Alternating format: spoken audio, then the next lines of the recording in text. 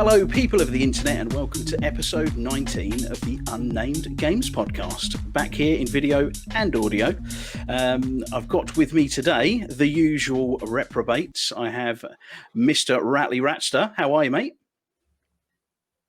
Hello, everyone. Hello. Awesome. I just realised I was doing exactly what Alan said about not doing and doing a completely visual hello and leaving dead air. Well, look at me learning those lessons fast. Yeah, and then completely forgetting them. Hurrah! Yeah, I'm good. Good stuff. It was always going to happen when we're doing that switch from audio to video, isn't it? So I've also got Mr. Alan Longfangs Howlett. How are you, mate? Good evening, sir. Doing well, thank you. Good man. And last but not least, Speed Freak Phil Thompson. Hello, mate. Ahoy, hoy, people of the internet. Ahoy, hoy. Great stuff. Right. Well, we've got a bit of a jam-packed episode this week, to be honest. There's been, from last week when pretty much nothing happened, everything dropped in the space of like 2 or 3 days. Loads and loads of different bits of tidbits and teasers and information stuff. So we're going to kind of try and dissect as much as that as we can. We had a couple of questions come through to go through this week, and we're actually going to put them off and maybe do them next week or the week after, just because we've got so much to go through. And then at the end, I've got a little bit of a quiz. So it's quite a visual one. So we're going to see how it works. So if you're listening on audio, we may have cut it out because it doesn't work for audio, but it's all a bit of a test bed. You're coming along with us on the journey. So to start off with, I was just going to kind of see very, very quickly, very briefly, what you guys have been up to this week. I was going to start with you first, Phil. What have you been up to this week, mate? What have I been up to this week? Not a whole lot, actually. To be perfectly honest, I haven't even spent that much time gaming. I decided I was like going to dip back into Destiny 2, and I played it for like one evening, and I was like, no, I'm not feeling this. So then I stopped playing it. So I've actually been watching a TV series on Netflix that I started 2 days ago, and I'm absolutely hooked on, which is called Designated Survivor. Yes. Watch that. I'd put it off for quite a while, and I was like, I need to watch that. But I just sort of put it off. And I started it a couple of days ago. I'm like 15 episodes in already. Yeah. Like every 3 months, just get another episode in. I got pretty hooked with that as well, but after a while, a couple of seasons in, it just really sort of died off, unfortunately. So died a bit of a death. So prepare for a fall. There's only 3 seasons of it, so I guess I can make it through that. I think there's a reason there was only 3 seasons. But yes, Mr. Ratster, what have you been up to, bud? Oh, making a noise in my phone is what I'm up to. Shame. Shame. I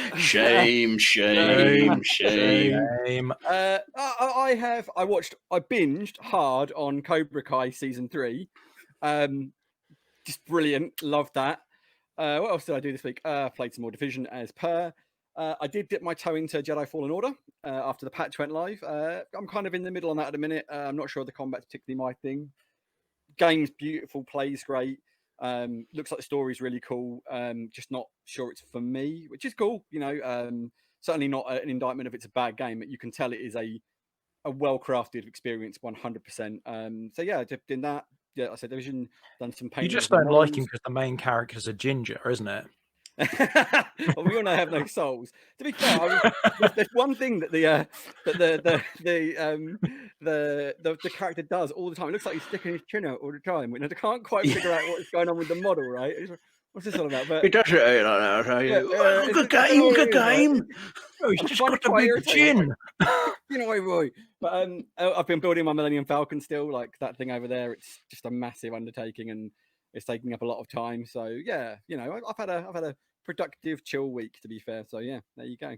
Great stuff. Awesome. Sounds fun. And Mr. Alan, what have you been up to, bud? Well, I mean, I've been playing a lot of Ark. The usual, shock, horror. I have to say that I keep thinking about Cyberpunk, and I keep thinking I really do want to put that back on, because it's not like I've not been enjoying it. But I don't know whether it's because at the moment I'm more kind of fixated with things I'm doing in Ark, or whether it's, as I explained last week, it's a safe place where I want to be, because it's been a pretty stressful week, and some disappointment disappointing things have happened. So I don't know whether it's just kind of somewhere where it's a safe zone, and Cyberpunk seems more like a stretch, or that I've got bored with it, which is no reflection on Cyberpunk. That's always on me a reflection of my completionist. If I just push more in the main story for a lot of games, I'd probably finish them, but I kind of get obsessed with doing everything, and then get to like 3/4 of the way through and think, no, I can't be asked now, So maybe it's a part of that. So mostly gaming wise, I've been playing Ark. But I've also I finished up Westworld Series 3, which I mentioned a couple of weeks ago, and I was a bit disappointed in that, to be honest. It's not that it's bad sci-fi; it's not of the same caliber as season 1. I don't think they've ever recaptured that original season 1 just genius. Everything was just perfect for the first season. The third season wasn't bad science fiction; it just wasn't great Westworld. There was perhaps one episode where I finished and was like, wow. So and then I had something sat on the shelf, which I've had sat for quite a while, which is Watchmen, the mini series, 8 episodes. And wow, I was hooked from the first episode. I say from the first episode, maybe the second or third, I didn't really know what the frickin' hell was going on for like the first or second episodes. And then you kind of get to the third episode and you're like, oh, okay. And I'm not going to really say anything about it, because just saying stuff about it is just going to give spoilers. The only thing I will say is that it really does feel like, and I think they've intended it to be a follow-on from the movie. I don't know how many of you are fans, but I'm definitely a fan of the Watchmen film. But that's based in the mid-1980s, which is around the Cold War, and that's what the emphasis on, the nuclear threat.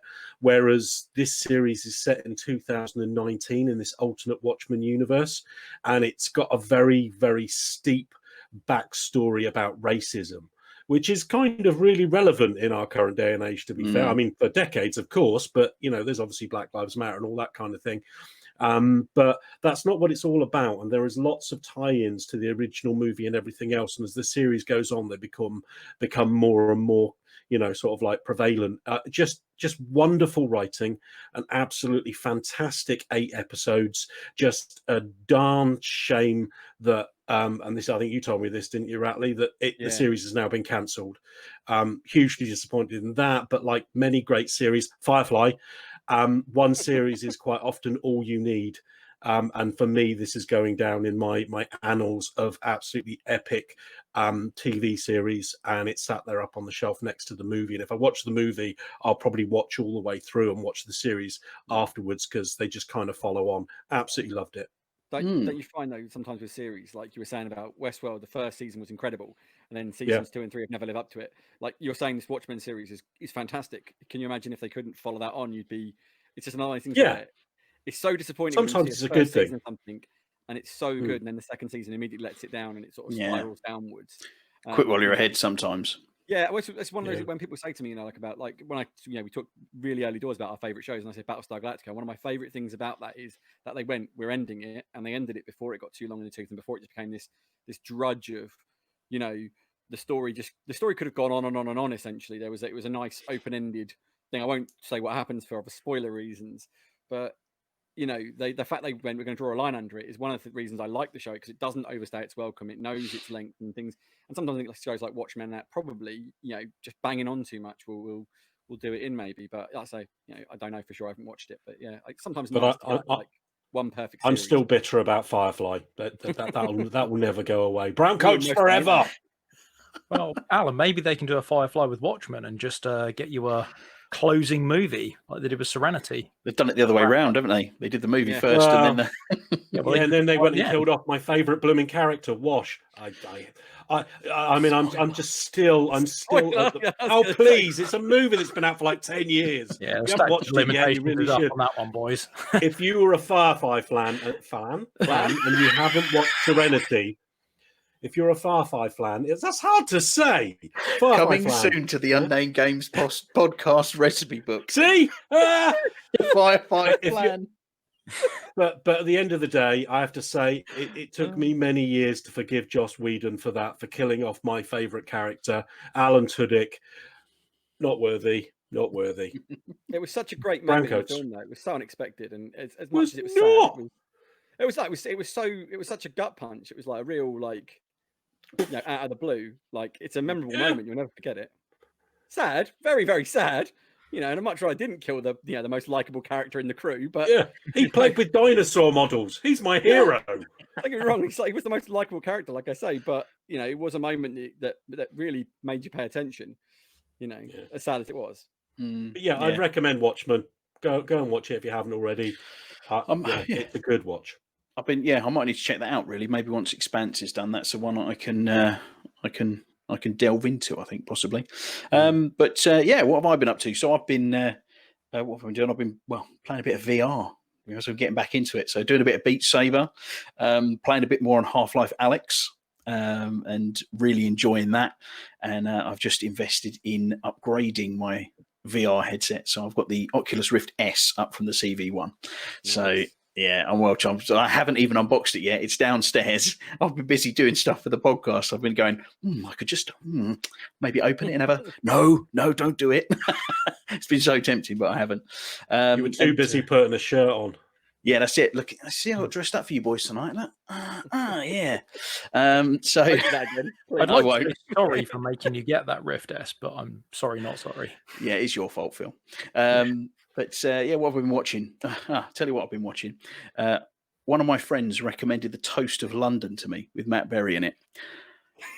Oh my word, that is the weirdest comedy, but it is so funny. It's just, it's so good. This is Clem Fandango. Can you hear me? Yes, Clem Fandango. I can hear you.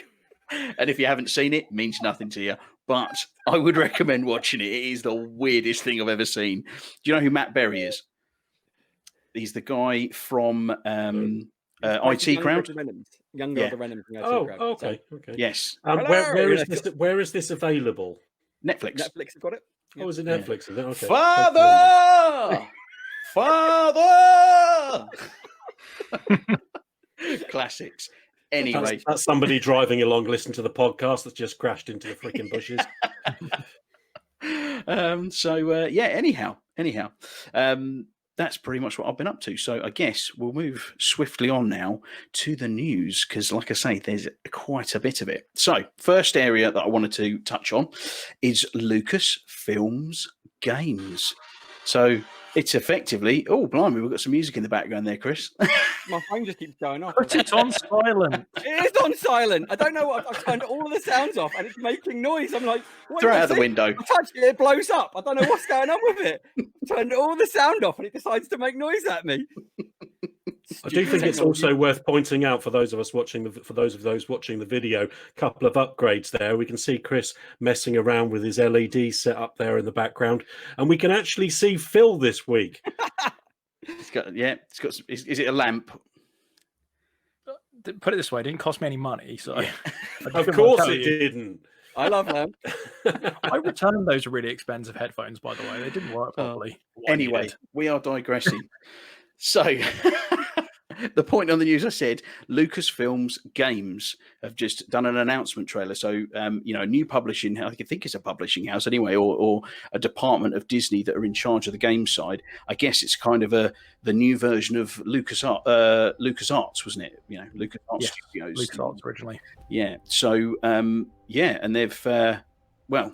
they're reviving that brand, really.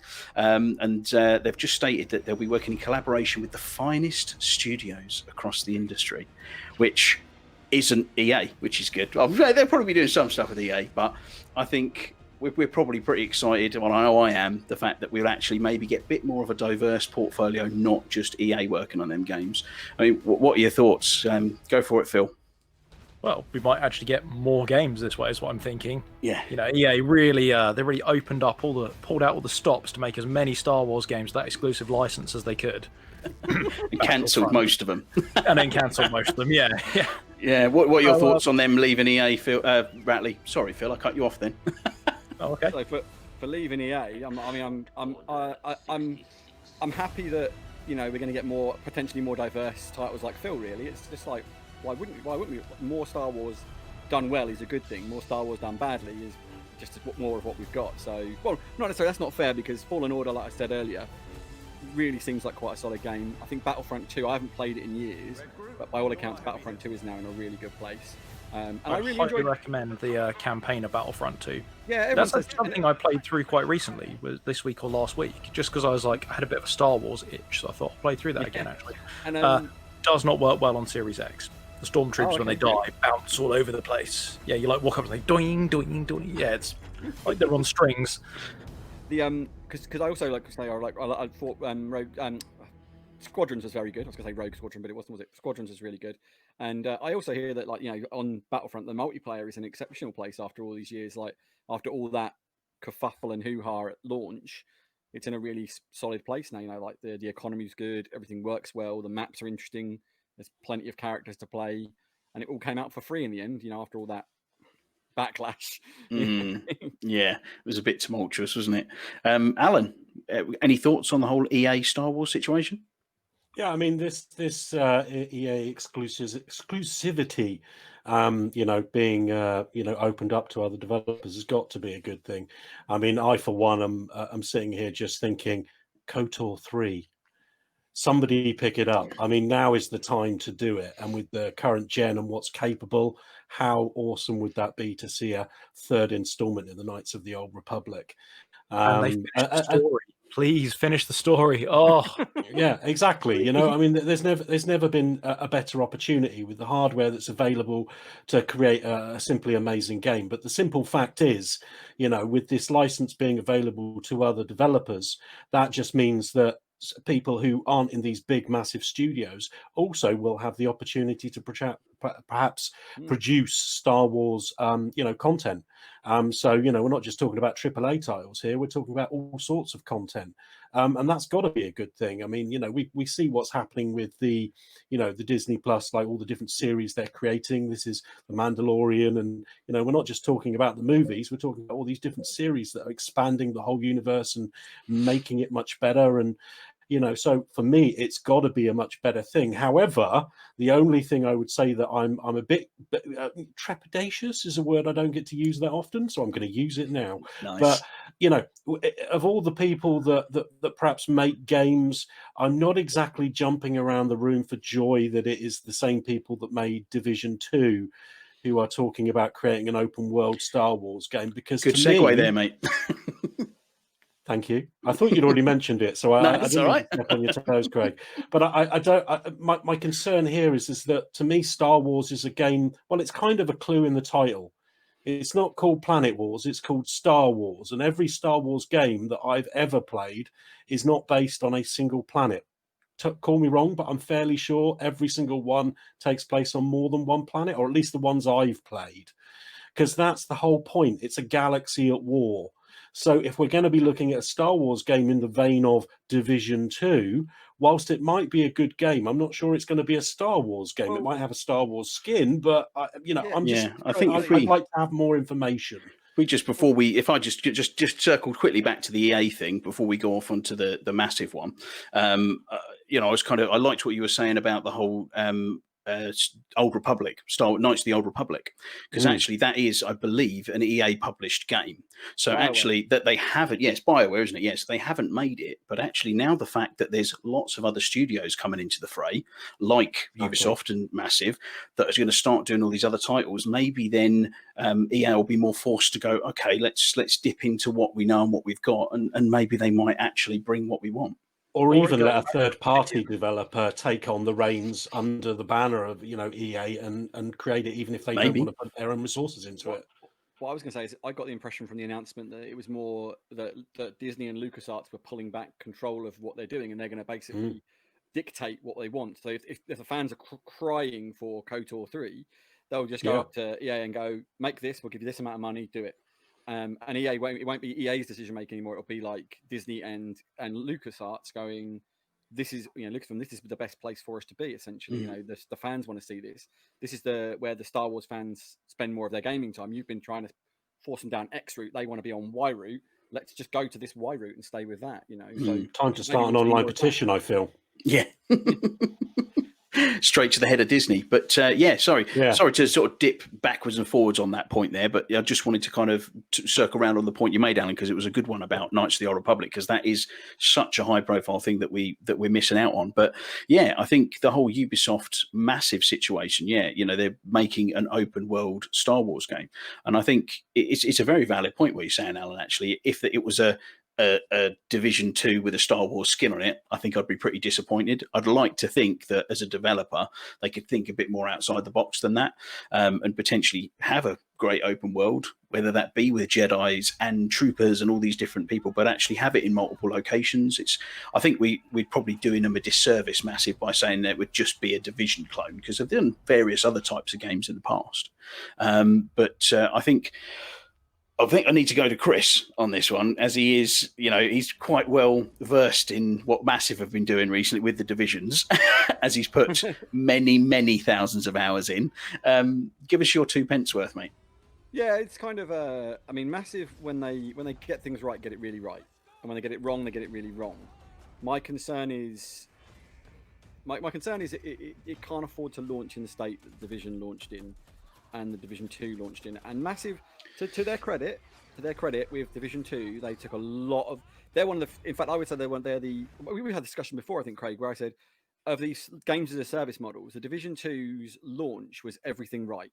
It's everything after that they got wrong. Whereas Destiny 2 did it the other way around. Destiny 2 had the most just catastrophic launch when it came out, because there was just nothing to do, and it was just like it felt like bare bones Destiny after having done such a good job of building Destiny up.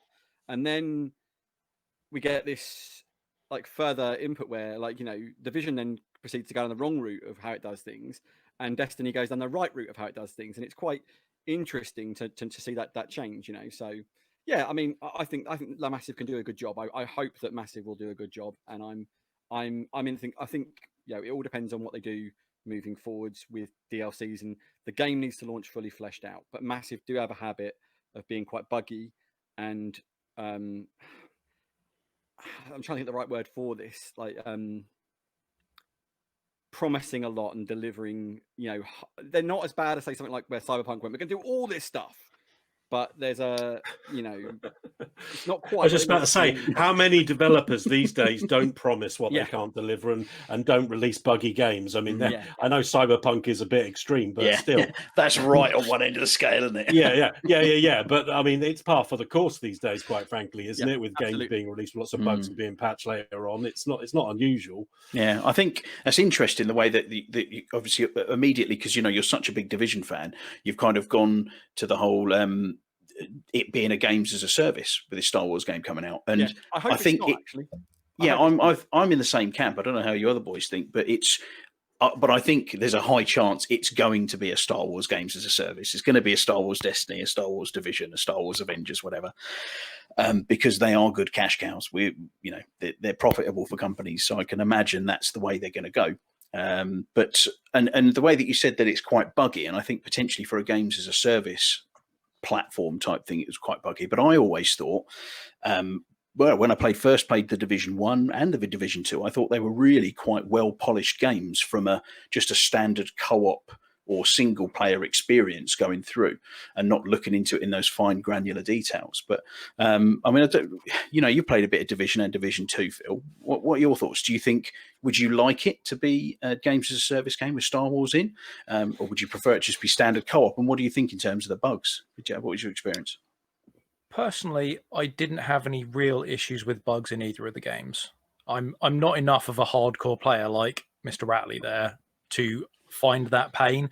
I mean, firstly, like Division 1, I jumped in immediately on that. I played it and I grinded the hell out of it in about 3 weeks playing it with Sherman, and then I was pretty much done on Division 1. And I think I went back a year later, and then I came back right at the end when all the DLC was there, and then there wasn't really enough time to finish it because there was so much to do. At Division 2, again, I jumped in with you boys like straight at the get-go when we went all the way through the world tiers and right up to the point, and we were there, and then the raid wasn't unlocked, and then we all kind of fell off it for a bit, apart from Mr. Ratley, who carried on. So I do like that game as a service model. And I guess if they made it like that, but as Alan said, in multiple locations, so you go into different worlds, I think that would be quite good. Particularly, I mean, I was a big fan of the Old Republic when it launched, and I played that on 2 or 3 separate occasions where I played through, and I loved visiting the different open worlds and going through, and you get like speeder and zooming across like Hoth, for example, and going to the Sith homeworld of Korriban.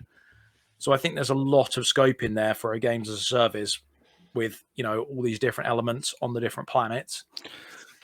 I would be a little nervous about it if they did it, though. Yeah. One second, guys. I've got to excuse myself. I need to get a charger because my laptop charger, this one, isn't working. So I'm going to go get one. So bear with me. Sorry. Apologies. No worries. That's all right. No, I was going to take a break, but go on, you grab it and then we'll go move on to Alan. Oh, sorry, Phil. You hadn't quite finished, did you? There was one point. Like, that was just my kind of 2 pence on what it will end up doing with that game if it is a Division clone. But I would like to point out, in terms of games that Massive have done, Assassin's Creed Revelations and Far Cry 3 were both quite heavily story driven. Right, yeah. And obviously, Far Cry 3 was very open world, but it wasn't like a kind of looter shooter or anything like that. It was very story driven with kind of basic upgrades that was more, scavenging for the upgrades. And Assassin's Creed Revelations, well, all the Assassin's Creed games have been very, very heavily story driven. So there's actually nothing to say that they won't perhaps lean on those previous kind of strengths they've had. I mean, I thought Assassin's Creed Revelation was quite good. I mean, I remember Ezio became very sort of brutal in his old age, pummeling people's faces with maces and stuff like that. So I think there's actually a lot of scope for them to lean on their story experience and actually craft a really strong story-driven game.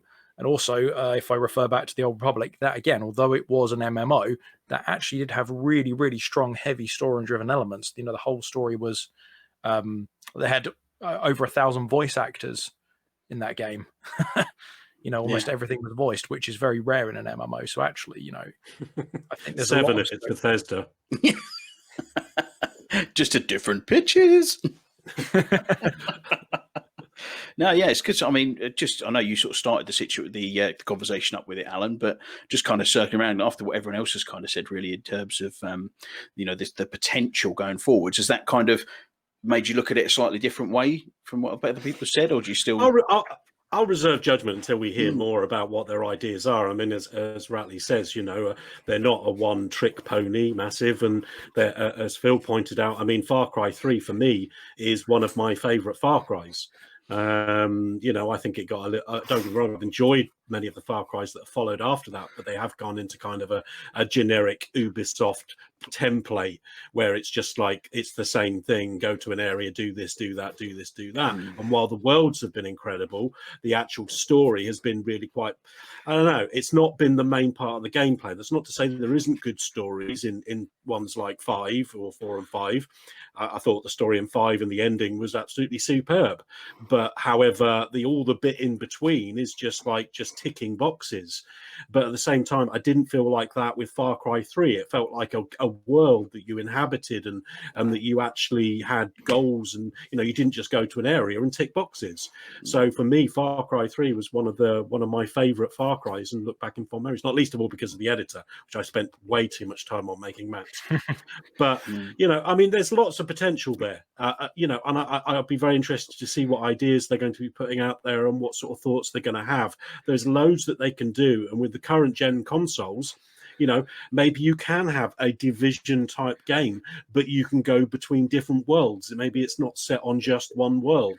There is something quite alluring about wandering around, I don't know, Agabar or whatever, one of these sort of planets, and or Tatooine, and being there with like 2 of you guys, and maybe being stormtroopers or whatever, or being like Jedi or something like that. That still sounds cool.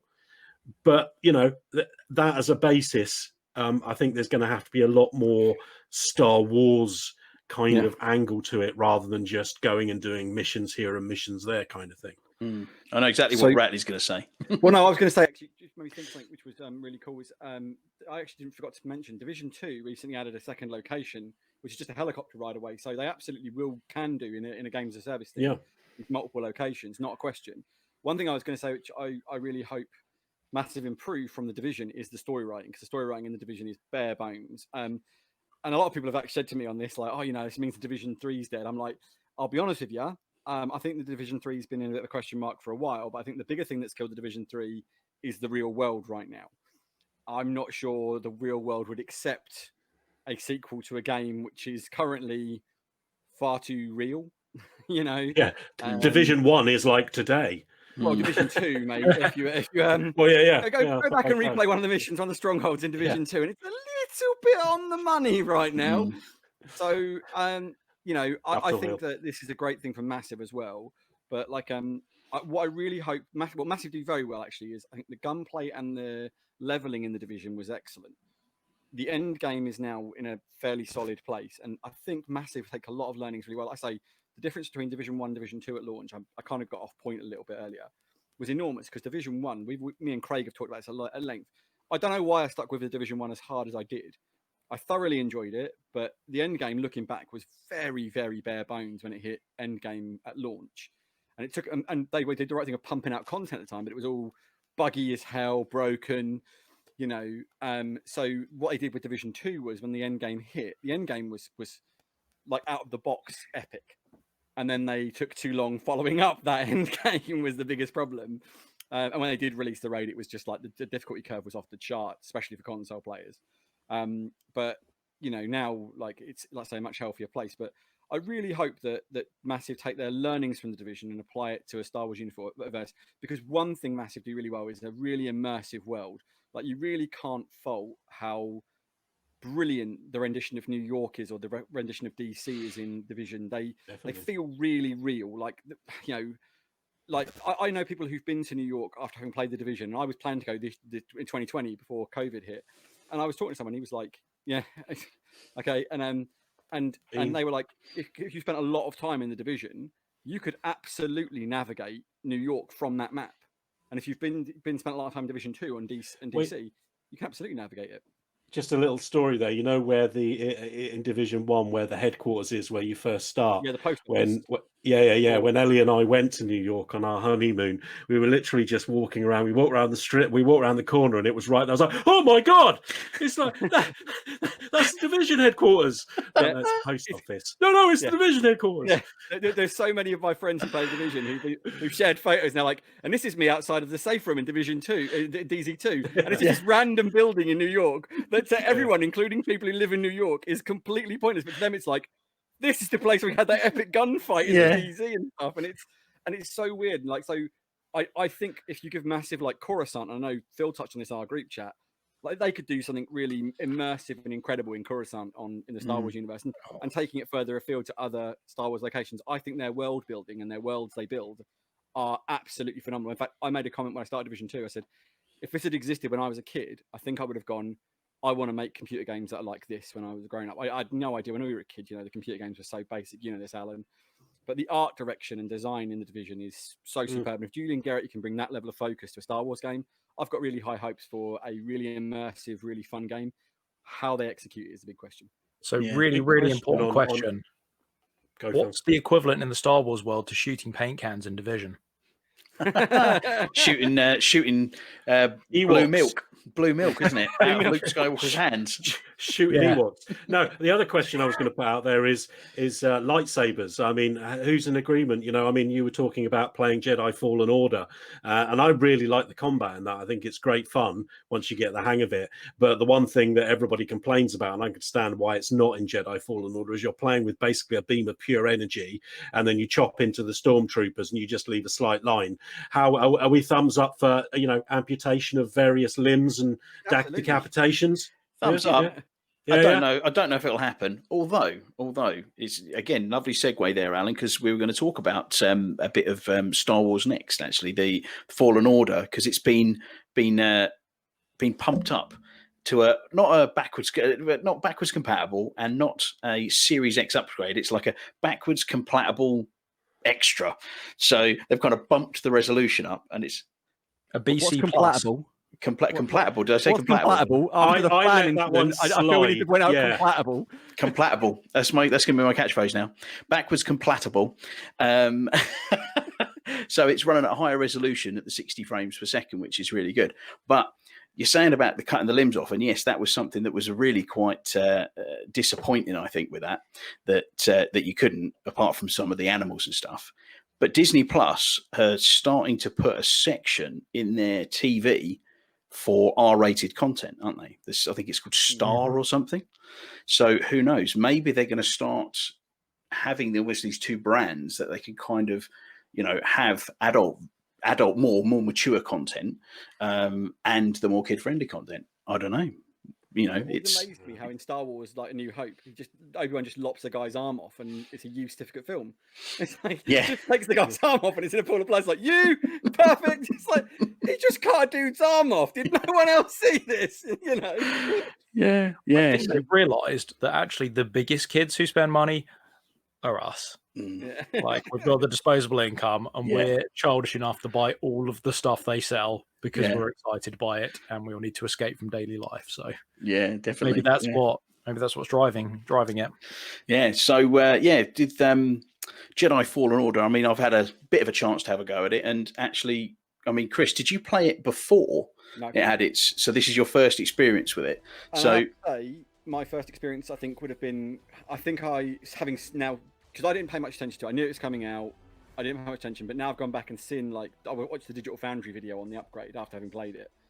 And having seen the state it launched in, I think I would have just gone straight off the bat, nah, screw this. I'm really happy that I waited to play it. I say my impressions are overwhelmingly positive. The only reservation I have is it's maybe not my type of game. And that's a perfectly fine reservation. I mean, there are definitely, it's not a perfect game, but what is, right? But I think that the character models are excellent. I think the story so far is, I mean, right at the beginning, and it's really compared. The opening level is superb. Like some of the best Star Wars content I've seen, period. It's right up there. It's so good. And, I think that this is the game as it always should have been by the sounds of things.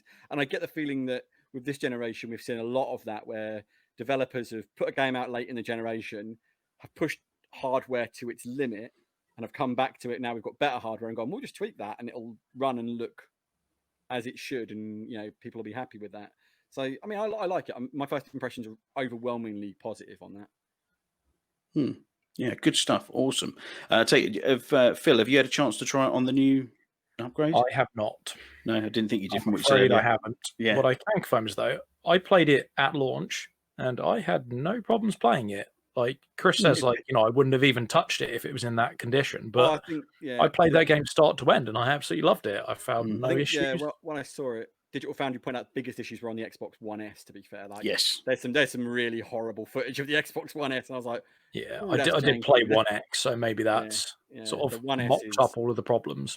Had a lot of freezing, I think. Actually plays, and it stops the game to load in all the assets for like a good 5 seconds. It literally freezes the game, loads in assets in front of him, and then carries on. It's like, I would have that was like Cyberpunk levels of bad. I would have absolutely gone, nope, me out. But note, there was no backlash at the time, or at least not that I can remember anyway. Not quite as high a profile, I think, as Cyberpunk. But plus, EA don't do refunds. No. Anything. Also, possibly that's a good example of where, because it's EA, everyone went, well, it's just EA, they just crap and they produce crap and they put it out. Whereas CD Projekt had set themselves that high bar, and when it came out, everyone was like, this isn't CD Projekt, let's all kick up and burn the pitchforks, etc. So what have we learned from this?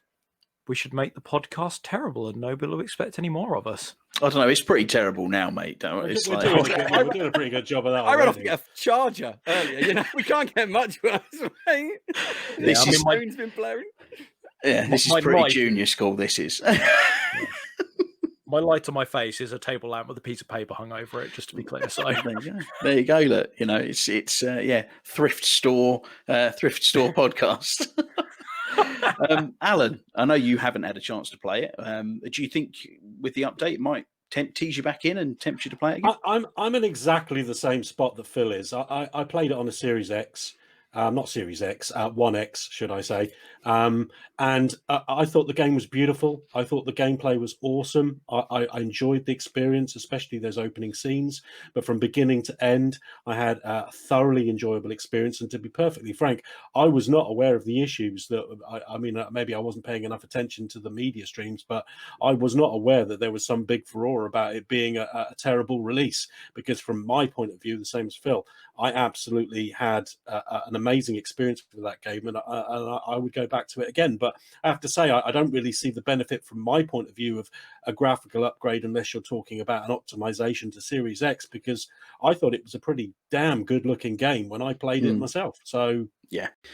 And moving on, we've got some news from our friends at CD Projekt Red. We've tried not to talk about them too much over the past few weeks, because we got to a point where we were talking about them every single episode, and it was almost encapsulating the entire episodes because it was such a big deal. But they've been back out on the internet again, and they've put an apology video out. So they're apologising about the state of the game at release on the previous gen consoles, and also about their plans going forward and what they're going to do to kind of repair their reputation and make the fans love them again. So I was going to go to you first, Alan, and get an idea, what are your thoughts on the whole situation? Have you had a chance to see the video?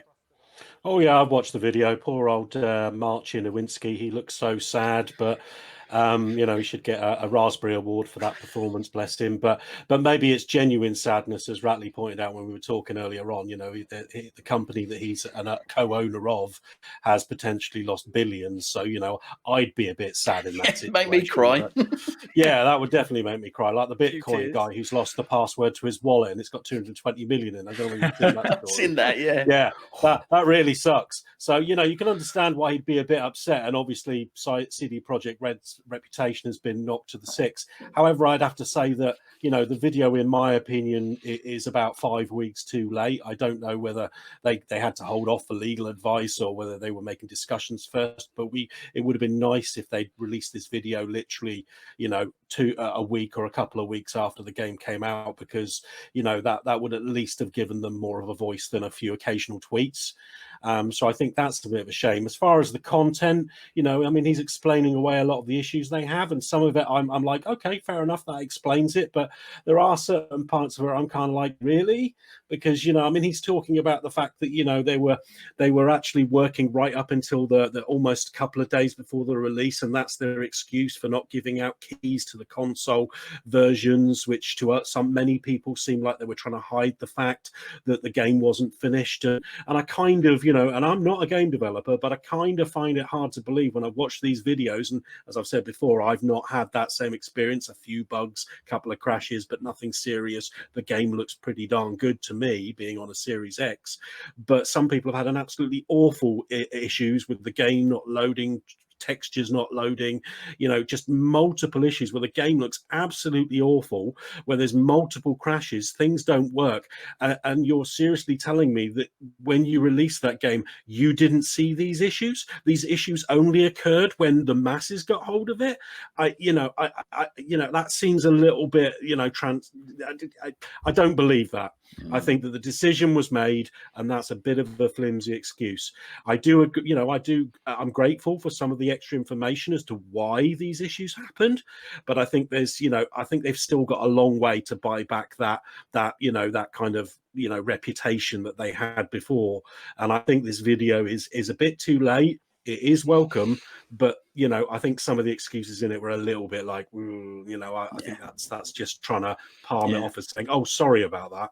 Yeah, totally. I got that same feeling that you got with some of those. It was a bit like, come on now. But Phil, go over to you, mate. What are your thoughts on the whole situation with that video? The plans that they've put in place. Do you think that's enough for them to kind of rebuild that reputation and rebuild the trust from their fans? Will they be able to rebuild the trust from their fans? Yes, I'm sure they will. I mean, they did a fantastic job adding content to The Witcher 3. So if we use that as their template, the game that you play now as The Witcher 3 is infinitely better than the game that we got at launch. So, yeah, I think there's a chance they do it. I think in terms of that announcement, I kind of feel a bit like Alan does. It's a kind of bit like, the horse is already bolted and you're trying to close the gate now. And yeah, some of those excuses, particularly the last gen stuff, hold around like, yeah, we tested the game, we thought it would be all right. Really? And then holding back the release keys and stuff like that. I think they knew what condition that game was in. I think they were under immense pressure to get the game out. And I think they just thought, let's just do it until it happens. And it's come back to bite them in the arse horribly. Yeah. In terms of the roadmap they've set out, like I said, I haven't played all the way through that. I've only put about 10 hours into it because I was finding my experience was getting very jaded by so many negative reviews around the game. So I decided to almost cut my losses and stop a lot earlier before I encountered some of those kind of game-breaking bugs that would potentially upset and ruin my experience of it. So I'm very much planning to wait until that Series X upgrade comes out. And they've pushed that back till they're saying third / kind of fourth quarter of this year. Well, you know what? If that's what they need to make it work, then let's wait till then. I'm fine with that. I think, the roadmap, I appreciate the fact they've given us these time estimates, and I think that's probably the right thing to do. I think focusing on getting the game in a good playable state and then giving us that Series X upgrade after the game is in a good playable state is definitely the right move to do it. I don't want to rush forward that upgrade and then it looks prettier and shinier, and then I get like 90% of the way through the game, and then there's that horrendous, game-breaking bug because they tested it more thoroughly and they put it out there, but actually they still didn't quite get that Q&A phase right, that testing phase right, and then there's a problem then. Yeah. Just one thing I was going to say on that, Phil, actually, when you mentioned the roadmap, was, I don't know, did you notice when the DLC is coming out? What DLC? It's on the roadmap for this year with all these issues. Why is the DLC still being scheduled for release in 2 or 3 months? That makes no sense to me. Fix the game first and then add DLC. Unless the DLC is all the content that they had to cut out of the game in the first place to release it in its sorry state in December last year. That could be a possibility, I suppose. It'd probably be all those like outfits that they released for Witcher 3. Do you remember that? They released like alternative looks for characters, and there was The Witcher 3, yes, there was that whole kind of slew of the free DLC, which was just little accessories and bits and bobs, wasn't it? And then you got the key DLC later on, which was the actual episodic DLC. So I think that I don't think the content is the problem. It's the coding that's the problem. So a lot of that content probably will have been made and written. It's getting the code to work together so you don't have Bobber Job standing here and interacting with Mrs. Miggins, who's standing over this side, million miles away from each other. And that's part of the problem, so they get that code right. I don't think that's necessarily the problem, but who knows really? I think, Phil brings up a really interesting point about, the Series X patch and PS5 patch coming much later on in the year. And I know Alan mentioned the same thing as well, being pushed back, which is good. Let's get all the code right before we worry about making it look fancy and pretty. But I think we've kind of missed the main key, that they're actually saying that really you've got within the next few days, we're going to have the first major patch up to 1.1, I believe. 1.1, and then 1.2 being the month after. And actually, I wanted to move over to you, Ratley, with this, because obviously you dropped off. Well, actually, no, you didn't drop off earlier than Phil. You played it more, but you had an intense experience, and you ended up refunding us. You don't actually own the game anymore. Yep. So I know you're planning to jump back into it at some point. So really, for me, everything that they've kind of talked about, first off, what do you think about them rebuilding their reputation? And actually, if they fix the game and all the codes and stuff, would you happily jump back in after this next patch, or possibly the February patch, if it's running smooth and beautifully? Or would you prefer to wait until the Series X upgrade? I mean, I think rebuilding their reputation is going to be a tough call. They've done a lot. And I think this is the problem as well. We keep comparing it to The Witcher, but if you look at when The Witcher came out, and this is not a slam on the CDPR, but they were a very small studio back then. Like, virtually no one outside of hardcore RPG people had heard about CDPR and The Witcher. They were doing a lot of really good stuff behind the scenes, like GOG and stuff like that. But The Witcher is what put them on a lot of people's radar. And a lot of people, started maybe at The Witcher 2, it started getting traction, and The Witcher 3 came along, and everyone said how great The Witcher 3 is, and everyone's played it to death, and it's a brilliant game. And because they've grown so fast, there's like all these people who have no experience of what they'd released before. So I didn't know The Witcher 1 or The Witcher 2, and apparently The Witcher 1 was a PC only, and apparently when it launched, it was barely playable. It was terrible, So this is, I hate to say it, but it's pretty par for the course for CD Projekt Red, apparently, to release really broken stuff and fix it. Having said that, CDPR's reputation is on the fact they fixed it. So if you look at The Witcher 3, the reason they're so loved is because they fixed it and supported it with loads of free content. So I'm confident that, yes, they will fix it. Whether they'll get back to the same level of trust they had from people before, I doubt it. This is too big for them to for it to be completely washed away by good intentions and doing the right thing. As for where I'll jump back in at this point, I'm going to wait for Series X. And I'll be peeved if Series X comes along, it doesn't play well. My hope is that by the time we get to Series X, we'll have new DLC to expand the story as well. So I'll have more content to dive back into. We'll have a much better running system, and it should look better as well. So I think Alan made a very good point. It absolutely should have been delayed and released. I mean, middle of this year looks like a realistic target for a base launch. End of next year looks like a realistic target for a polished launch by the sounds of things. And there's the other thing, people have gone about how great it is on PC, but apparently unless you've got a monster rig, it's nothing special on PC. And I get that CDPR have said they wanted to make a beautiful game for high-end PCs, and I get that. But you shouldn't have to have a monster PC in able to experience this like everyone else has. But there's definitely some work they've got to do. I did feel like Alan as well, the QA bit about we didn't see these problems in our testing. It's like did like literally everyone who was playtesting this blind in a different room and completely nowhere near a console. They tested it and just it worked. It loads up. There's the title screen. Sorted. Game works fine. Cool. Because it didn't take long for anybody to see there were massive problems with that. 5 minutes in the game and you're like, yeah, there's issues here, big issues here. So I do think there's a lot of, like Alan said, hollow excuses or hollow, apologies didn't really ring through true to me. So we'll see. I hope they can rebuild their reputation, and I hope we all get a really great game. Because like I've said before, I was really enjoying the story of Cyberpunk. I think there was a good game beneath it all, but it just got to that point where, like I said, I couldn't bring myself to play it. I was so frustrated and angry with it. And I've seen several reviewers say very similar things. I forced myself through the last bit because I loved where it wanted to be. I just didn't like where it is. I hope they do the right thing.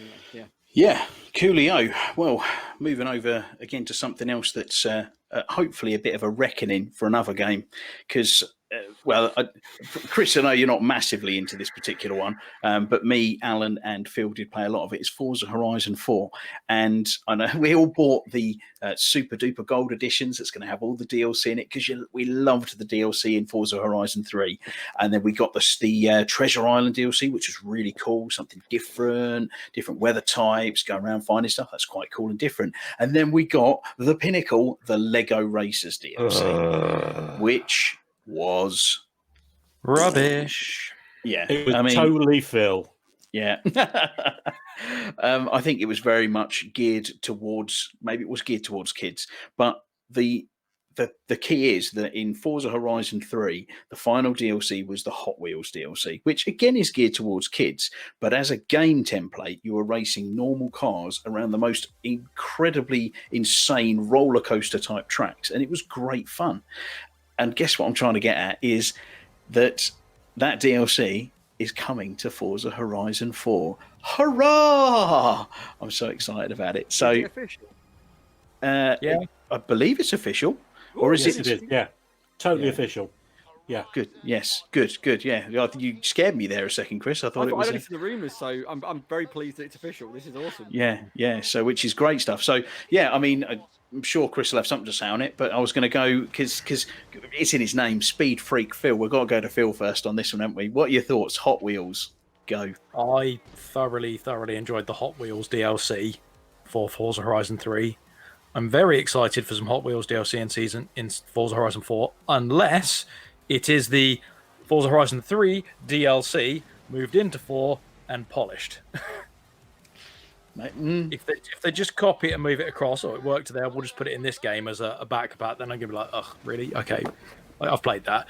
It needs to be new track, new layout, new completely bonkers Hot Wheels cars as well. Because I think that was the big thing for me that let me down with the Lego side of it, is they just took the same cars and made Lego versions, and they were exactly the same as the real versions of the cars. Just looked rubbish. So they almost they'd just taken it and reskinned it. And I was like, well, what's the point in that? Whereas the Hot Wheels cars were utterly mental. It's like when they did the James Bond cars for it as well. Like, they looked cool, they were there. They drove completely unnecessary. Like, they were so much better than what those cars ever should have been. Like, they handled so much better, they accelerated so much better. Like, they were way over their rated classes. They'd obviously tweaked the stats to make them amazing. And it was the same kind of thing with the Hot Wheels cars. They had very tweaked stats to make them feel absolutely ludicrous. And that was what I loved about it. Mm. And going through the big T-Rex mouth. That was fun too. That was awesome. Yeah. Alan, what are your thoughts? Are you happy if it's just going to be the Forza Horizon 3 DLC moved over and polished up, or does it have to be new stuff like Phil? Do you know what? I kind of semi-agree with Phil. One of the things I'm not looking forward to is Phil's competitiveness when it comes to racing in Forza 4. But that aside, yeah, you can look like that, Phil, but you know what you're like. He gets very upset. But I'd say just do what Bruce did and unfriend me, then my driver tar won't come into your racing games. Yeah, your driver tar is a nightmare. Yeah. But not as bad as Jules is, who drives the wrong way around the track. But anyway, that's another story. But, you know, at the end of the day, that formula works. That's why GTA Online took that formula and added it into their own game and made loads of tracks that curve all around the sky. Because there's nothing more fun than taking super performance cars and doing loop-the-loops and driving, as you say, through Tyrannosaurus Rex mouths. It's just fun. So, yes, if they just port the DLC from number 3 and put it in number 4, I'll be slightly disappointed, but I will still play it because it's just fun, which is why Lego failed so badly, because it really wasn't fun. You know, I mean, one of the whole things about Forza 4 is how beautiful it looks, and then you make it look like Lego. Who actually ticked and said, yeah, that's a great idea for DLC, lads, go for it? I mean, absolutely idiotic. Whereas Hot Wheels, it fits perfectly. However, a caveat to that is that, yes, I would love to see new tracks. Hell, I'd love to see a track editor. That would be awesome. So you can go away and create your own tracks within the world. However, done that, haven't they? Sorry, just to They drop did in. They did that where you can place different. What do they call it now? You can place different obstacles and ramps and like jumps and things like that. There's the limited number of items. It's only like 25 or 50 items, but you can actually make your own circuits. They've kind of almost teased it a little bit with with GTA, where you can put all the ramps and stuff in the sky. They've done the exact same thing in Forza. I think they'll need to increase the number of objects, though. 25, that's not going to be enough. I don't know, it was like 25. It was quite a limited number of objects. There's only small tracks you can make on there, but they definitely have added like an editor in there as it is. But that'll definitely get me back playing Forza 4, just so I can have Phil ram me off the road every corner. Yeah. Well, just before we move on to Ratley, just for people who are listening and watching, I'm going to explain to you a little bit about how Phil plays racing games. And he's created this new move that we've lovingly called the Hunden Flick. So what happens is, as you're driving into a corner, Phil doesn't brake in time, cuts into the middle inside of the corner and just bumps you out of the way to go around the corner. He uses you as a brake, and it's his totally legitimate racing technique. Anyway, no chance. Lost me my job during that, didn't it? It did when you did it to your manager. Anyway, moving on to Chris. Forza Horizon 4. Did you play much of it? Did you play? I played a bit of it. I did dip in. I didn't play the Lego DLC. It was actually one of the ones I was really interested in playing because I'm a big Lego head. And I get that you guys didn't enjoy Lego, but I've got several friends who are big Lego heads who totally got into Lego and played it with their kids and thought the Lego Racers DLC was great. I get Lego is amazing. And as for why they did it Lego, it's fairly obvious, isn't it? Lego is the biggest toy brand on the planet. You want to, have a something to tie in with. Lego is, it's exactly that. It's money, right? People love Lego. There's no denying it. They just sell tons of Lego. That thing's proof of how much people are willing to love Lego. I'm 20 hours into a build, and at points I'm like, oh, I can't see another grey brick, but I'm like, yeah, this looks well cool. I've got to put more Lego together, So, I mean, the Hot Wheels stuff, though, absolutely. The Forza 3 Hot Wheels stuff, I played a little bit of it. Absolutely brilliant. The whole concept is just bonkers and brilliant, and I love it. And if it's coming to Forza 4, why wouldn't we want more of it? It's just a brilliant idea. I think sometimes the modern AAA gaming landscape doesn't do stupid things like this enough.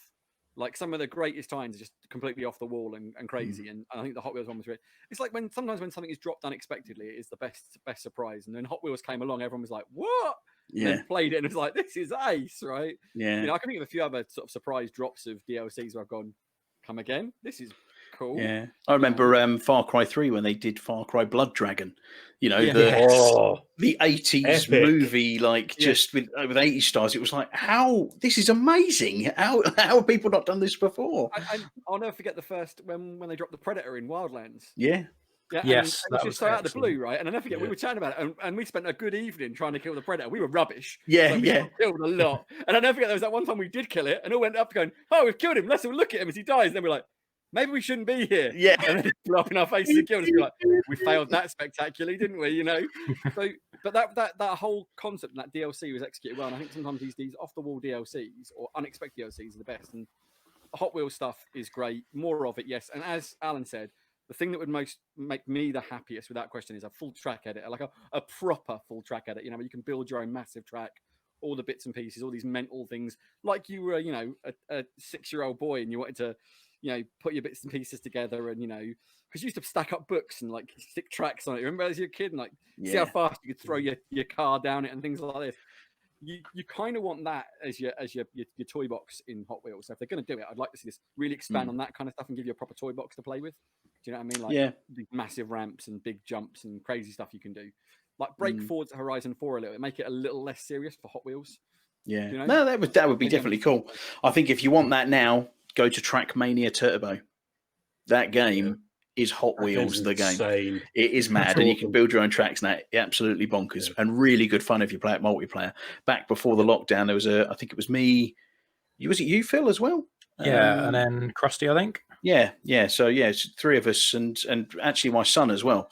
And you can do like a kind of you do a time on a track, and then you have to keep beating each other's times. And if you don't keep beating them, you run out of fuel, and you've got to be the last person standing. And it's really, really good fun. Very insane. Anyway, moving on from that, we've had a couple of delays of some games that I know that some of us are pretty excited about. The first one is Elite Dangerous Odyssey, which not a game as such, it is a DLC, but it's a pretty expansive DLC. And I know, I'm a bit of a fan of Star Citizen. You know, I love, and I have played a bit of Elite and things as well. I love the idea of going in a spacecraft and flying from one planet to another and landing on the planet and, you know, exploring and building bases and things like that. And this Odyssey seems to really have what it is, but it has been bumped back both for PC and for console. So I believe it's spring for the PC and then autumn for the console. So, I mean, you know, we've had experience now of big high-profile games coming out and not being right when they come out. So I think we can all probably agree that if it needs to be delayed, that's a good thing. But, I mean, I'll go to you first, Chris. I mean, you know, what are your thoughts on the situation? So I'm kind of in this weird place of Elite where for years I've been looking at Elite going, I really want to get into Elite. And the weird thing about it is the thing that stopped me doing it is the lack of anything other than the spaceships. So I wanted worlds to explore. I wanted these missions. I wanted it to be like real-time Mass Effect, you know, essentially. And when I saw Odyssey, I kind of went, oh my God, they're doing it. They're making this game exactly what I want it to be. And I was like ready to pull the trigger on it. I was going to buy it absolutely, 100% and give it a go. And then I saw the delay and I was like, oh, but then equally I was like, I'm happy about that because if they delay it, then it's going to be more polished and right. And I'd much rather do that. And I know that Elite's got a very good reputation.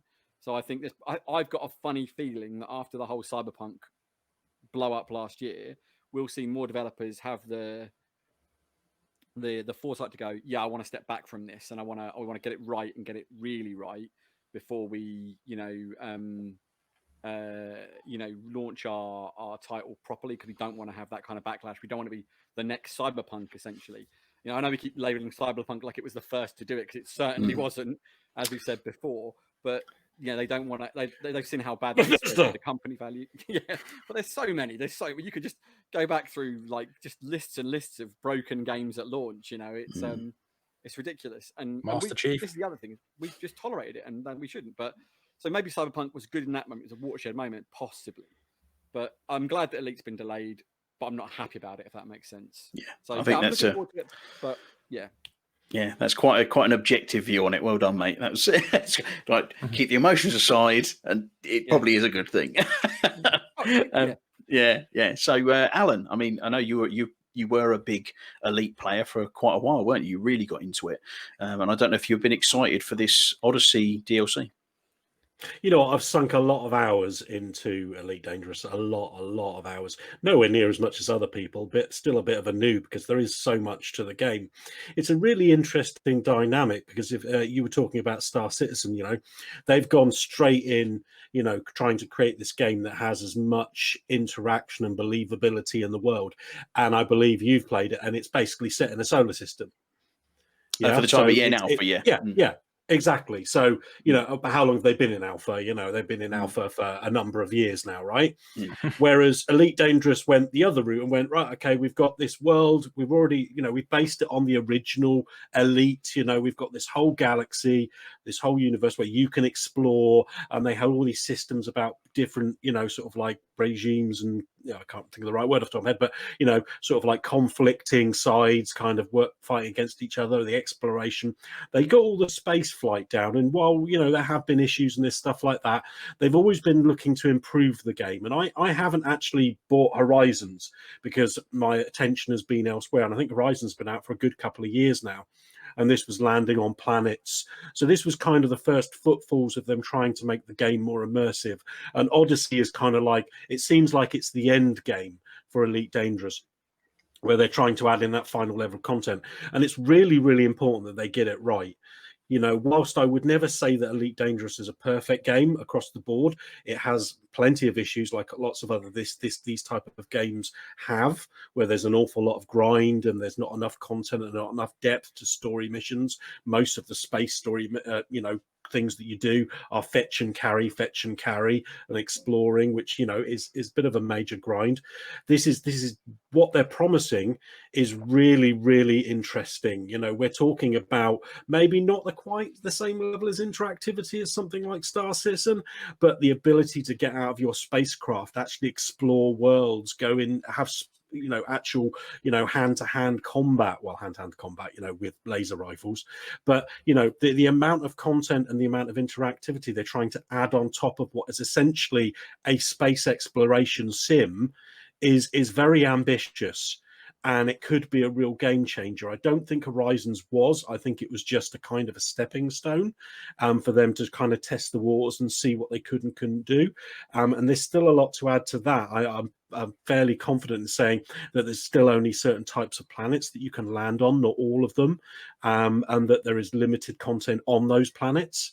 But it's all building towards this massive universe where you can go anywhere and do anything, which Star Citizen is also promising on a smaller scale at the moment. Elite is trying to do it the other way. And I think that this delay is only got to be a good thing, because if they release it and it doesn't work, then people are going to fall out in droves. They're just going to say, no, thanks. It's not for me. It's not working. They can't do it. So they need to make sure what they release is, I mean, from what I've seen of the demo videos and stuff like that, it looks amazing. But is there enough content and does it work well enough to be released? Well, clearly not. So they've made the right decision, you know. So yeah, I'm all for the delay. Yeah, no, I think I'm with you on that, mate. Mr. Phil, have you played much Elite Dangerous? Have you ever I have played virtually none. I didn't play it until I bought my VR headset and then realised it had VR spawn. I was like, now I need to give it a go. So I am the noobiest of the noobs at that. I mean, I think I just about managed to take off and fly to a planet. And then I was like, okay, no, I'm going to play something else now. Yeah. So is this DLC enough to drag you in? I'm now very intrigued. Because I'll be honest with you, I didn't read much about the DLC. So Elite Dangerous, not my thing. Alan and Ratley will be all over this. Particularly when the release, I was like, Alan will be heartbroken. But it does sound very interesting. Also, the way you kind of describe it there, Alan, it almost sounds like the crowning jewel to the end of Elite Dangerous. Like, I wouldn't say that. I think it's talking about expanding the interactivity within the game that's already there. So, but when you look at the scale and the scope of Elite as the base game, as in, you know, the smuggling, the missions and stuff like that, adding that fact that you can actually get out of your spaceship is a massive move. They've had this RV type vehicle that you can drive around on planet surfaces, but you've never been able to get out as a pilot and actually interact with other pilots. So that's a massive leap. But I wouldn't say it's the end of the game, because if anything, they keep improving and adding to the systems. I think they're just working towards making this as perfect a space sim with a whole world to explore, with multiple millions of worlds to explore as they possibly can. This is the next step not the last step. Mm. Okay. Yeah. Interesting line. Just the way you described it, I was like, oh, okay. They got to the end of what they wanted, and now they were just going to make it work. Yeah. I'm in response to that. I'm very interested to play it. That will have to be on PC, so I can play it with my VR headset. Though I'm going to go for the full experience. Do it, mate. Yeah.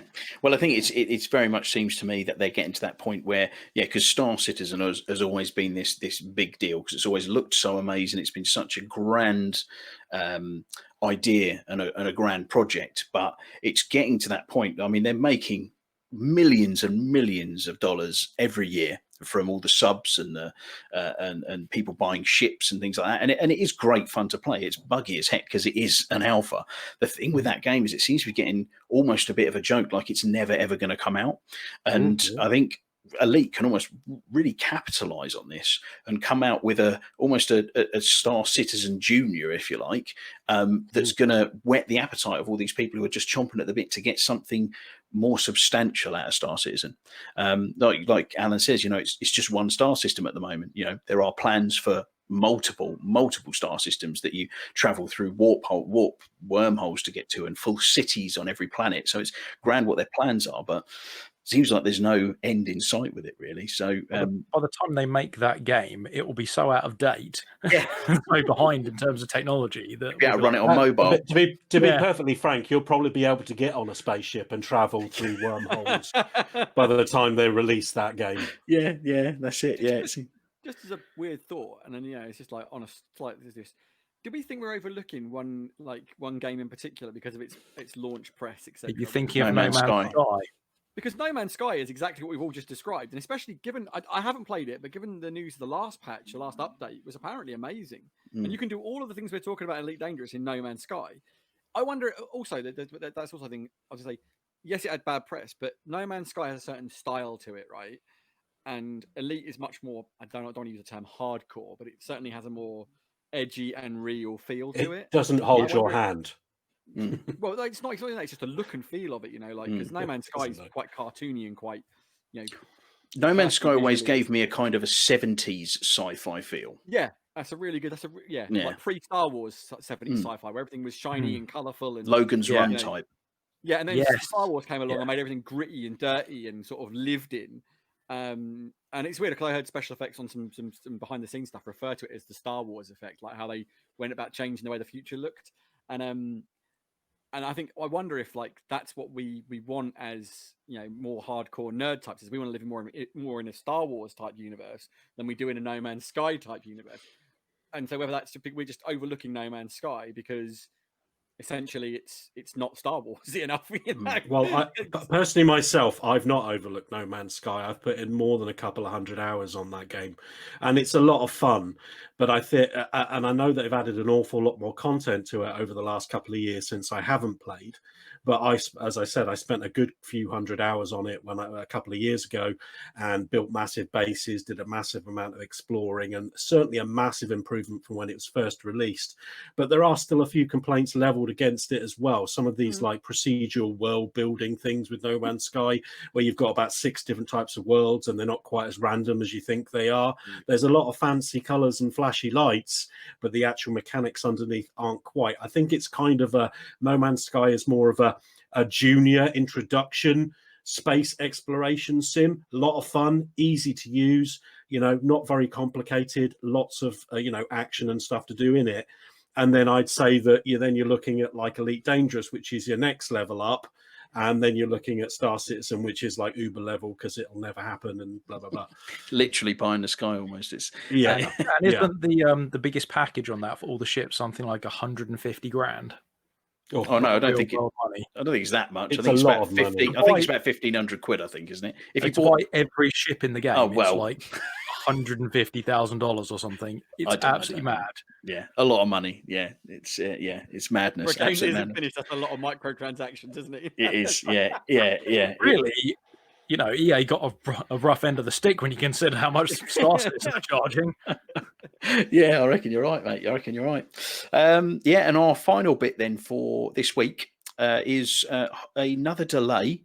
I'll be honest, it's not something that's really jumped up at me. I'm not dismissing it at all, but it's just not really my wheelhouse. And that's Hogwarts Legacy. So I think, Alan, you were quite interested. Was I right in remembering that? Quite interested in the Hogwarts? Expelliarmus. That would be a yes then.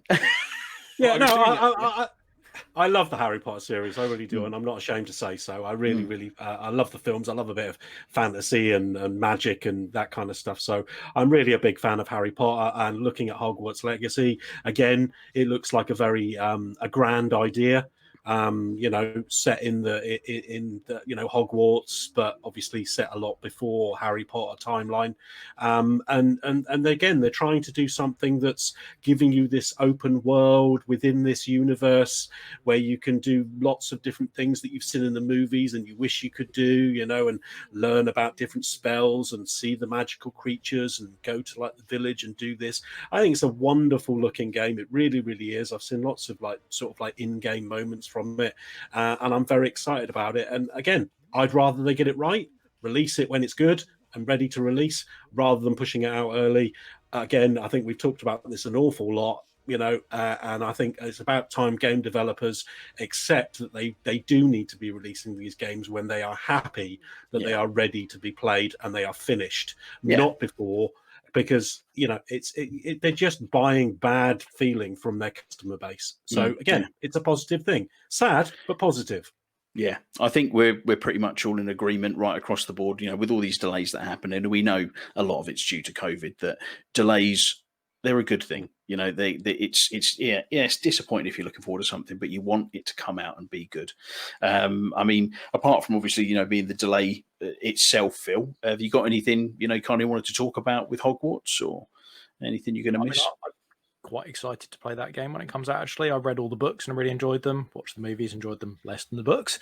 But yeah, I think it's a great universe. I think it's a world I'd like to go and explore. I'm tentative about how they're going to do all the kind of magic bits of it and stuff, and how the exploration will work, and how interacting with the creatures and things will work. Is it just kind of almost like a Harry Potter zoo, so to speak? Like you go over here and you can see these creatures, and you go over there and you see those creatures, or whether it will be sort of a deeply embedded in the game and there'll be lots of different interactions and roles within it. So yeah, I'd like to hope it's the second, because I'd probably quite like that then. The first one, that sounds like I've made Hogwarts in Minecraft. It's like the Hogwarts mod by Phil Thompson. How about you, Ratley? Are you sort of excited for it, or? I'm one of those people that people call me all sorts of names because Harry Potter just left me dead from the word go. I never found it interesting, never found it exciting. It's right up my that whole concept, wizarding and all that stuff. Love fantasy stuff, but Harry Potter just hit me dead, and I just went, nah. I can't. I don't care for it. My niece is Alan, you won't Then understand. shivers up my spine. Yeah, I know the music. He's a mug blood. Yeah, he's a muggle. That's why he doesn't understand it. But I just kind of, it just didn't connect with me, and I've tried. Like, I've watched a couple of the movies. I've tried to read the books. It's just not for me. And on an objective level about the game, as we said earlier, delay it if it needs delaying. Don't rush it out. Don't release it, because it's a massive IP. And you don't want to be this developer that puts out the naff Harry Potter game or the broken Harry Potter game, because you'll never live it down. Like Avengers is key to that, isn't it? It's testament to it. Big property like that. So cool. Right. Rely on the property, basically. Yeah, that's it. So right. What we're going to do here then? So we've gone through all those news bits. Like I said, there was quite a lot to go through. A lot of delays, a lot of various different bits and bobs.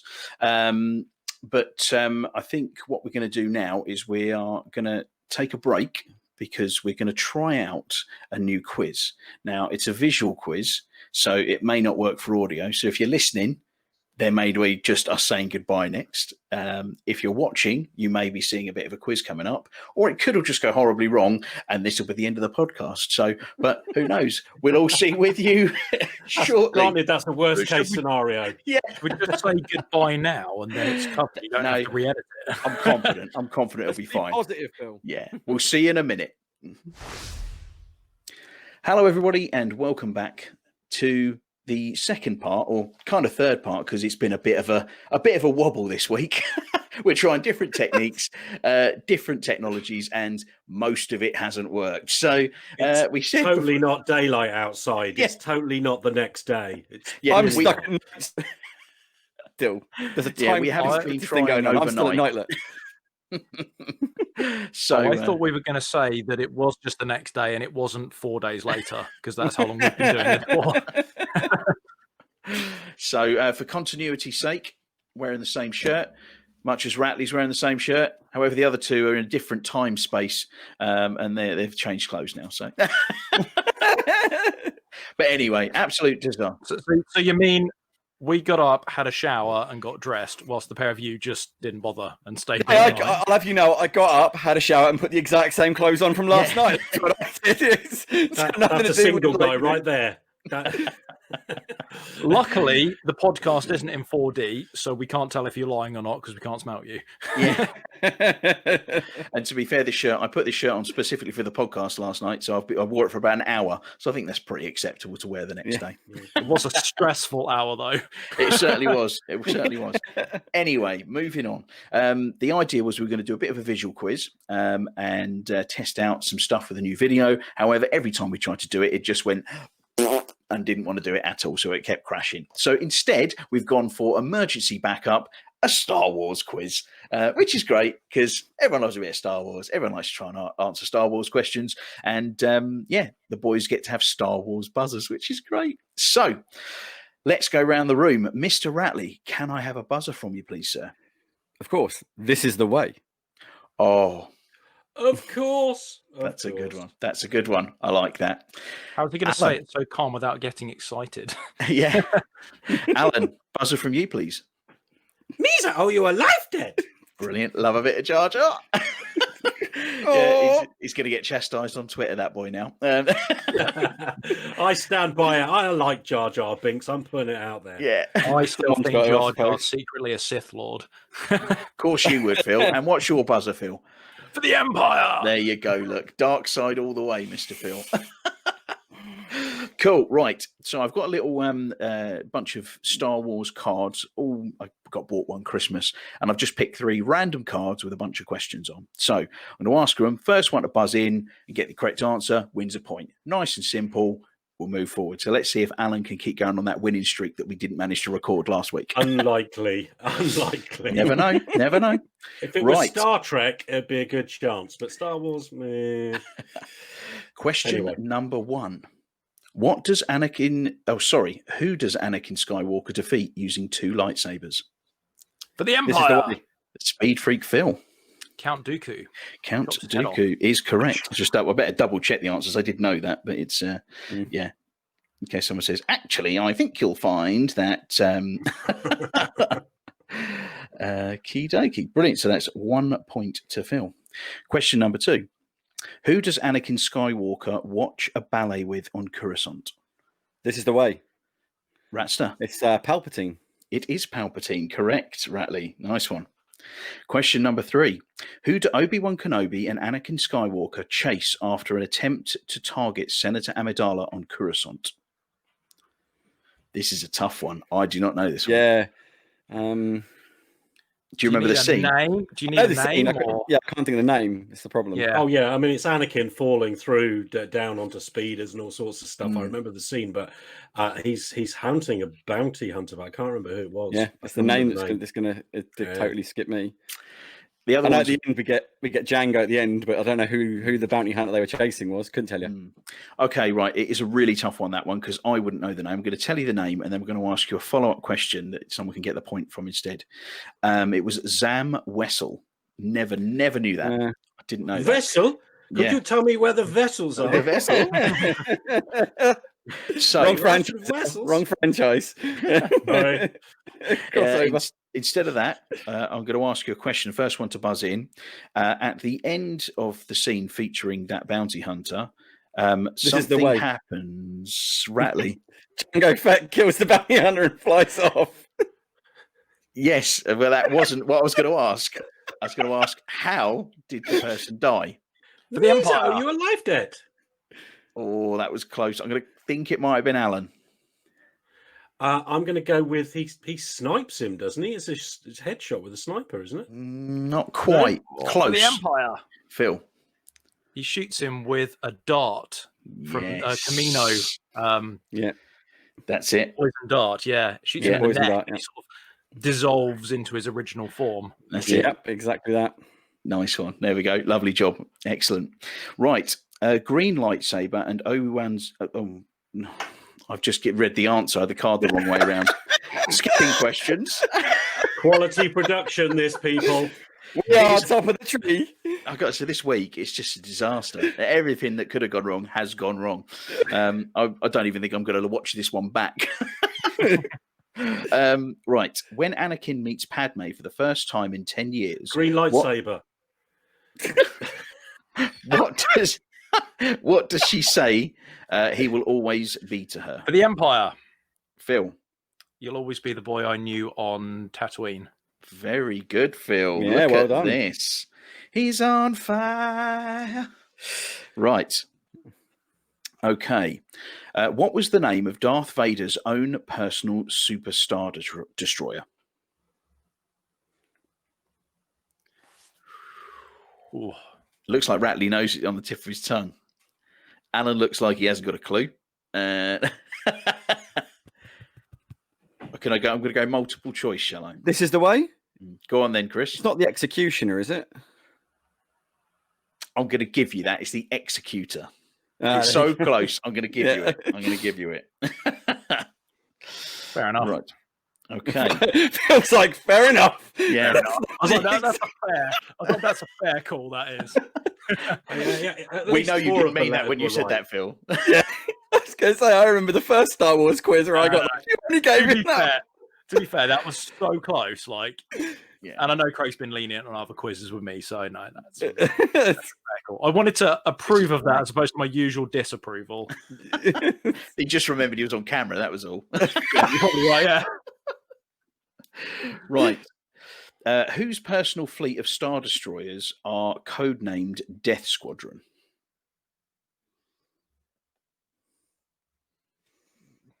This is the way? It's not Admiral Really? Thrawn, is it? Nope. Pretty obvious. Lisa, are you a life debt? Go, Alan. I ain't got a clue. Count Dooku. No. This is the way? Chris? It's not Darth Vader, is it? It is Darth Vader, yes.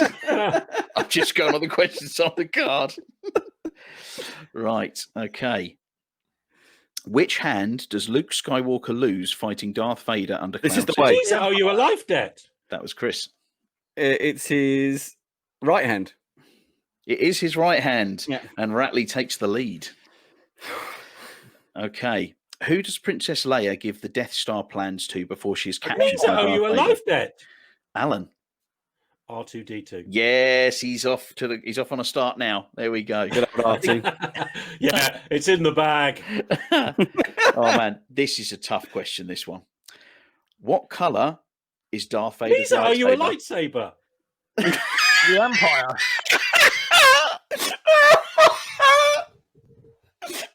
Yeah, Alan.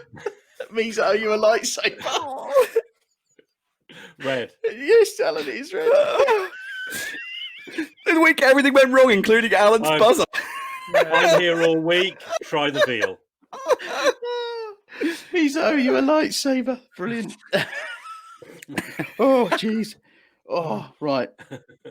Okay. What was the name of the floating city that Lando Calrissian runs? This is the The way. Empire. Chris? Cloud City. It is Cloud City, yes. Okay. In which Star Wars film is Boba Fett's first chronological appearance? Lisa, are This you is a the Alan? life debt? I'm going to say Return of the Jedi, but I'm fairly sure that's wrong. That is wrong. This is the way. Chris? So this is tricky because he was reinstated into the movies at an earlier point via special editions. So I'm just trying to. Oh no! It's Attack of the Clones. It is Attack of the Clones, yes. Yes, I was thinking of fully armored Boba, but he shows up in episode 2, doesn't he? His little baby Boba. Right. When does Lando reveal to Jabba that he is actually on Han and Luke's side? Say that again. Sorry. When does Lando reveal to Jabba that he's actually on Han and Luke's side? This is the way. Go for it. It's at the Sarlacc pit. It When- is. Yeah, It they is. fight. 'Cause he doesn't Nice do one. anything, yeah. Oh, Ratley's running away with it, boys. Right. I'm really surprised Phil didn't get that, to be perfectly honest. Yeah, I was still thinking that one through. Which ship does Lando pilot during the Battle of Endor? This is the Yes, one. are you a life debt? Oh, that was tough. I think it was all at the same time. I think that might have been Alan first. Millennium Falcon. It was the Millennium Falcon, mate. Yes, it was. Right.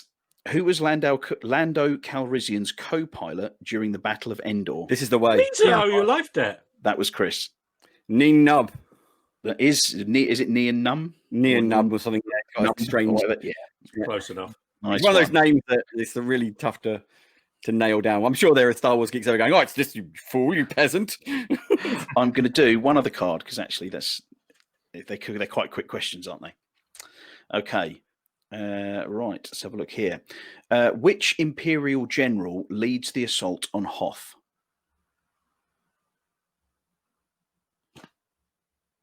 This is the way. Go for it.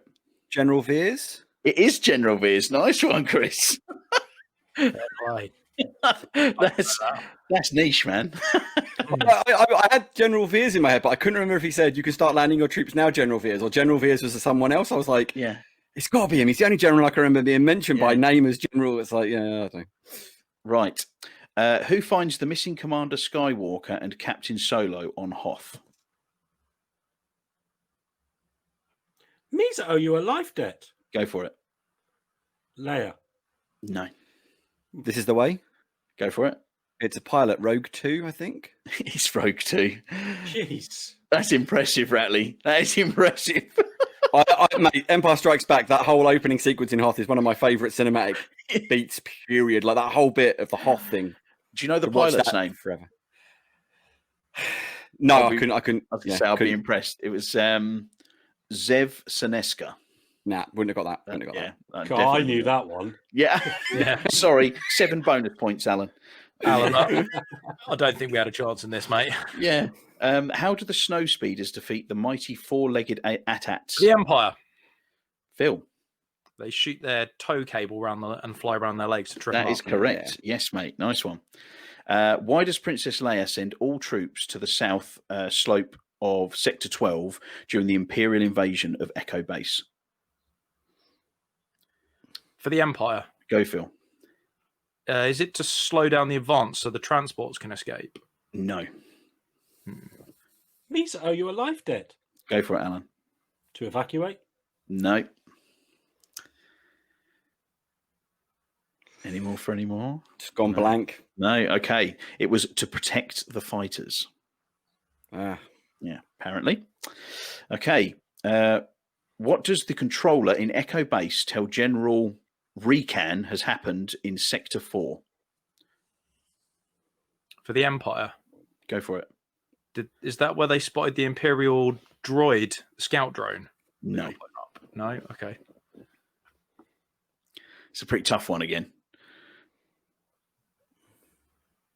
No. I Nah. can call it. It's a tough one. It was a fleet of Star Destroyers have come out of hyperspace, Of course. apparently. Oh, I So, was thinking of on the ground rather than in Yeah. That's exactly where I was at, Phil. I was stuck on that ground level and not. Yeah, I was thinking that. I was about like, you know, what happened on the ground? Sorry, General, but your Uber Eats order is going to be late. yeah.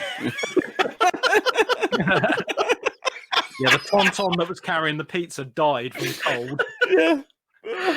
So brilliant stuff. Well, what we've learned from that is I think we need to steer clear of the Star Wars only quizzes going forward because poor Alan was a bit left behind there, weren't you, Yeah, mate? poor Alan. Yeah, it's it's maybe do a we Star need to Trek do- one.